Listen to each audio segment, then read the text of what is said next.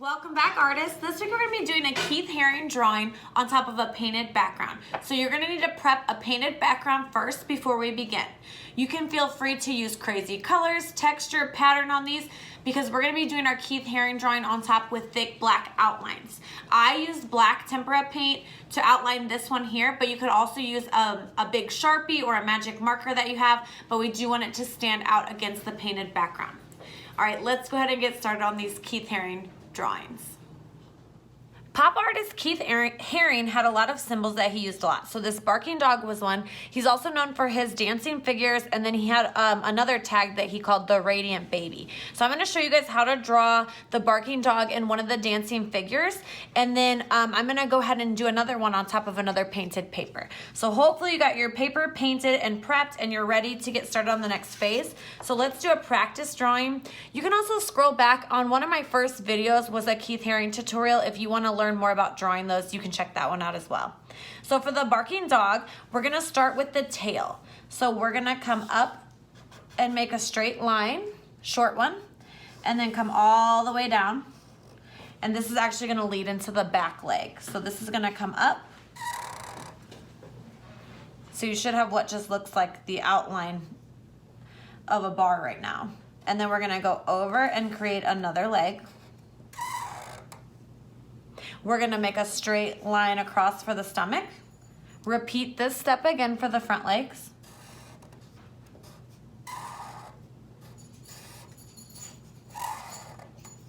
And then we can come back up to the tail. We're gonna come straight across for the back of the dog.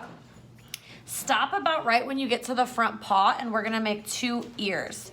So I want you to make 2 triangles. And now we're gonna go into the barking mouth. So it kind of looks like an open alligator mouth. I'm gonna make a line going up, out, and then you can come back and connect down to the leg. And then we wanna make these lines. He was iconically known for these motion lines that show that the dog is barking, okay? Sometimes you'll see in his work 2 of them barking at one another. And then on this side, I'm gonna show you one of the dancing figures. So once you see them, you're gonna definitely remember how to make them. We're gonna start with a round head. So I want you to make a circle and then come straight out for shoulders because his figures did not have necks. They oftentimes would just be a head and then the motion coming off of them. So I'm gonna do one arm pointing down. So I'm gonna come over, down, and out. And then for the bottom of the hand, you can make like a little flipper shape. And then we're gonna come back and connect to the body.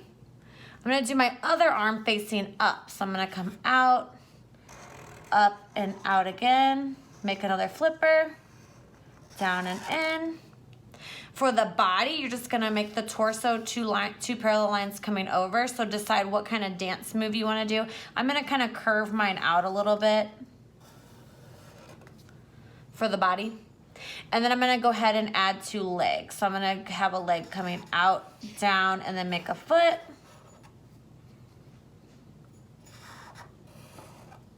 And then I'm gonna have the other leg coming out straight.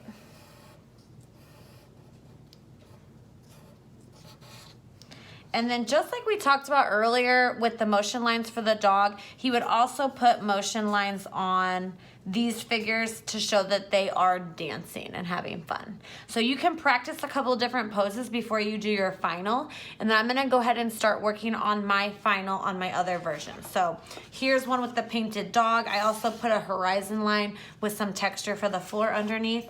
And then on this one, I'm doing a dancing figure. So you can maybe see the pencil outline a little bit, but you can kind of see what my painted paper looked like. That was kind of the fun part, was just, you know, making different shapes and patterns. I did try to limit mine to 3 or 4 colors just so it didn't get too crazy.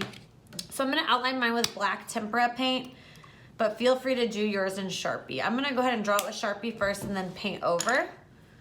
So I'm gonna make the round head. Come out for the dancing arms.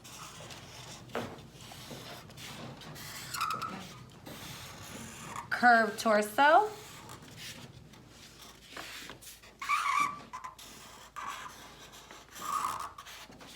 And then come down and make my legs.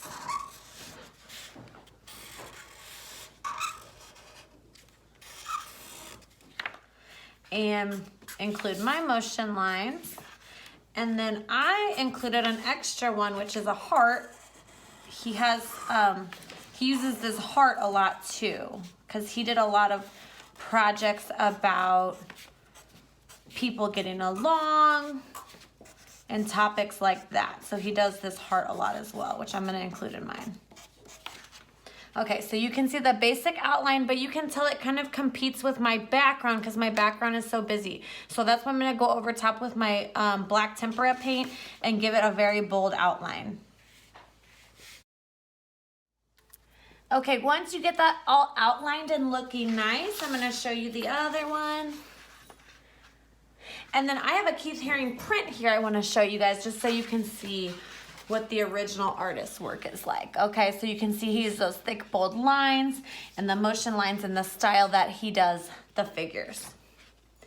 All right, hope you guys had fun working on this Keith Haring project. I'd love to see what you were working on. If you wanna post a picture of what you made, we would love to see it.